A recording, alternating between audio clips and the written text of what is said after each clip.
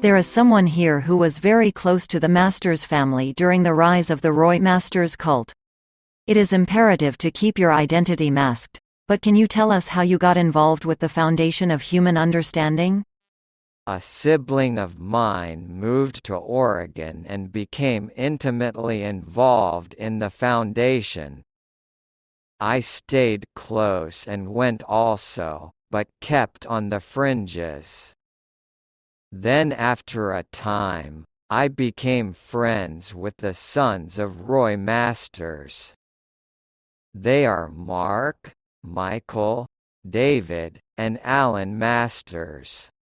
Diane was the sister. I spent a great deal of time with his children and called them my close friends. As I said, we were on the fringes. They called the followers Roybots, and we did not want the stigma. I pride myself on not being a Roybot. Being on the fringe, did you witness the indoctrinations of the followers? Yes. They had specific words they used repetitively. It was a language, so everyone was constantly being barraged with the language, and it gradually sank into the consciousness for some. I would describe it as a Christian-based language. Even a bit political language. We were around it so much, all the time. Even his style of meditation produced the same repetitive buzzwords. Their influence worked on us the longer we stayed. I believed this was the core of Roy's brainwashing techniques. He was the best of the best and knew every trick in the book. Anything stand out for you? This thinking style reminds me of what is going on now with how the people are responding to Trump and the MAGA cult. And everyone in the following thought that way. So, you do not realize that you have succumbed until you start repeating it in your language. So let us go back to the beginning. Roy was very rebellious and was known for just saying whatever he wanted. He was very arrogant and probably very narcissistic. I am not one to diagnose, but from what I understand of the syndrome, I would say he was close to being a fully diagnosed narcissist. These behavior patterns and tendencies, in my opinion, transferred to his children, with whom I was closely associated. The father could be outrageous. So people who fancy they are a little bit of a rebel or outside of the box thinker were very attracted to him. So then you sometimes ended up staying at his house? Not at Roy's house. Well, I have been to Roy's house with his family. I stayed at one of the sons' houses. Mark was the heir apparent. The one, his father, said was the smart one.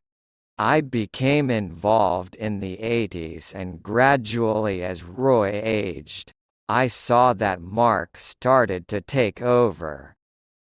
The radio program did very well for years and the foundation soon was established as a church. It took some legal wrangling, but they acquired the non-profit status. Then, as the years moved on and Roy aged, Mark gradually took over more and became known as the godfather of the radio programming. David took over the magazine. They had a magazine called New Dimensions. So that was the beginning of where they placed all their information, in this magazine. It went from a religious magazine to a very kind of political religious magazine. Mark called his new show, Talk News Radio. As he took control, he started acquiring talent. Viral talent. He admired Rush Limbaugh and Michael Savage and programmed his show based on them. The whole family was always very impressed with Rush Limbaugh. They practically idolized him. Mark became a syndicator. He developed these acts and was known to say he specifically was looking for people who went viral on air. He wanted to push buttons because he started to realize, probably ahead of everyone else, that this was what was going to get attention. This was what was going to build his audience. So, as was his father, Mark was very much into pushing buttons.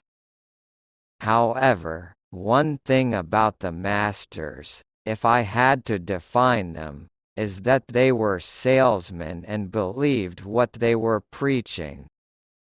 Nevertheless, it is all ultimately about money.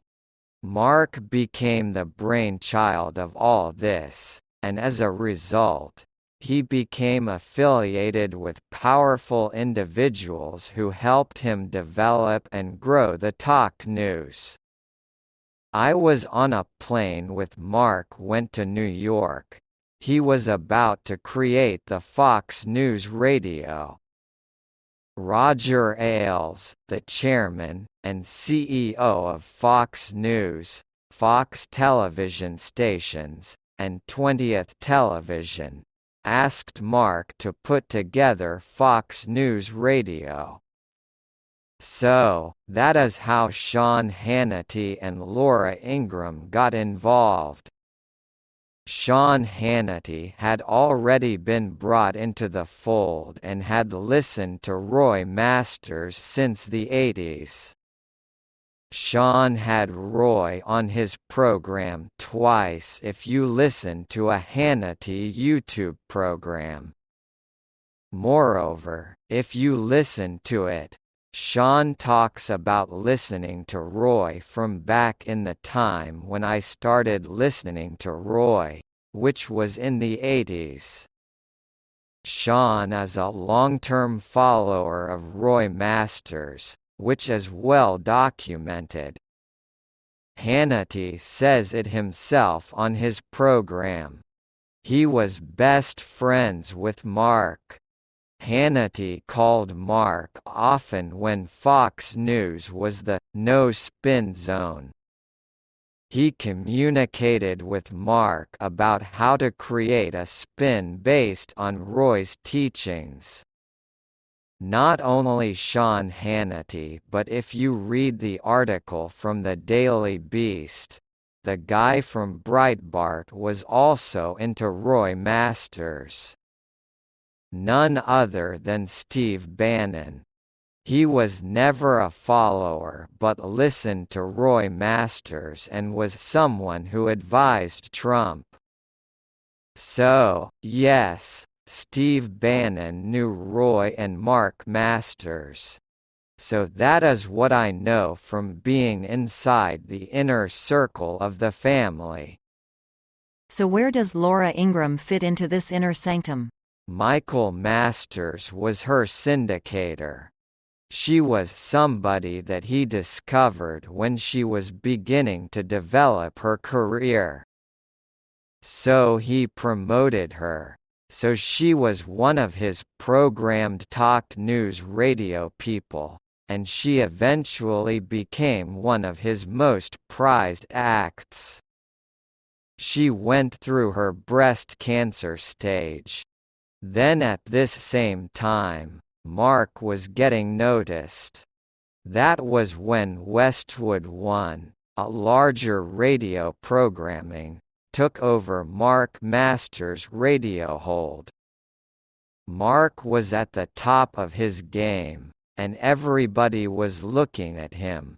But then these large syndicators came in and said, "You know, as a big conglomerate would do, we want control." So they took over by first luring Laura Ingraham away from Mark. Mark tried not to release her from her contract, but he knew he could not give her what they were giving her monetarily in addition to the national exposure. So he cut his losses and cut her loose. This big conglomerate ruined him. He tried to sue, but it was too much for him. Where is Mark now? I do not know.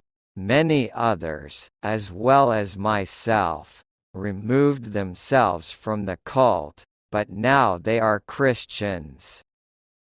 So their thinking is not that dissimilar, just branded under another name. Did you ever see Hannity? At the ranch? No, but I have heard his phone conversations with Mark, which were quite frequent. Mark went to his wedding. I would not be surprised if Hannity stayed at the ranch, but I never saw him there. How about Bannon? I have never seen him there either. I know those were the circles on which Mark traveled and with whom he often communicated. So he, Bannon, was part of the cult? No, on the fringes, as was Alan Colmes, was another client of Mark's. I do not know him. Remember Hannity and Colmes? Oh, that was his first program. When Fox News and Mark hired him.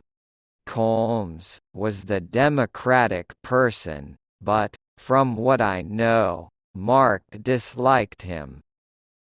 Yet he was best friends with Hannity. By that time, I started pulling away and blocked everyone from communicating with me. Did you get any pushback from blocking them? Yes, Alan blocked me because I sent off a letter to the Masters during the Obama election. The spin Mark created was outrageous. I questioned their promotion of it. Things were just crazy, and they were posting all this negative information that was not true. So I wrote a letter to the family, and I guess the reaction was to push me out of the loop, the inner sanctum. They went berserk over Obama. They did not want Obama in office at all. They were against Hillary Clinton as well. So we do not know what happened to Mark Masters? I did Google him, and I did find out that he got arrested for assaulting his wife. Furthermore, I think not once, but maybe twice. Roy developed dementia, and the local news reported that he had been arrested for pulling a gun on his sons. Why? Because apparently, Mark tried to take over the radio station when they realized the father had dementia. He came down upon them with a loaded gun. You can Google all this stuff. And Roy was ranting he could get anybody to die for him? Roy was very persuasive. He was a cult leader. It is hard to find out information on Mark as he habitually scrubbed social media. I have known him to do that for years. He is very smart about how he does not want people to find out about him. I think because of his father and the whole cult thing. I think because he was becoming the big person on the radio, he paid attention to scrubbing anything about himself. I remember they did not have much security on their Facebook profile, so you could probably even peek and find out more than I could.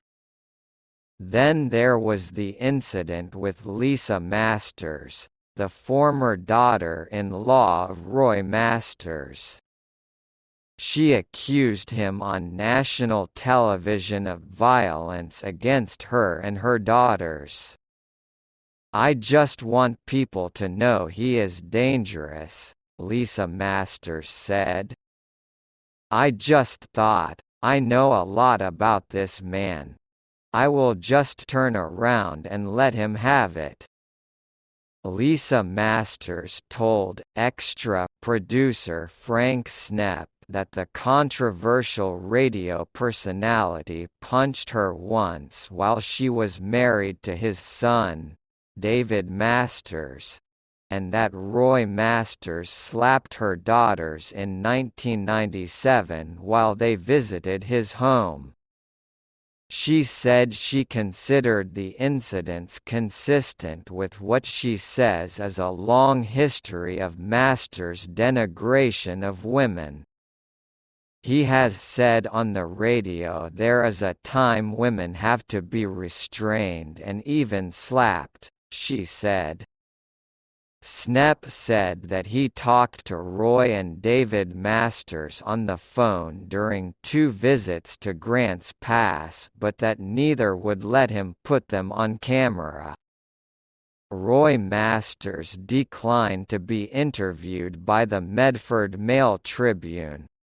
David Masters was out of town. So you cut off your connections with them. About the time Obama was running for president? Yes.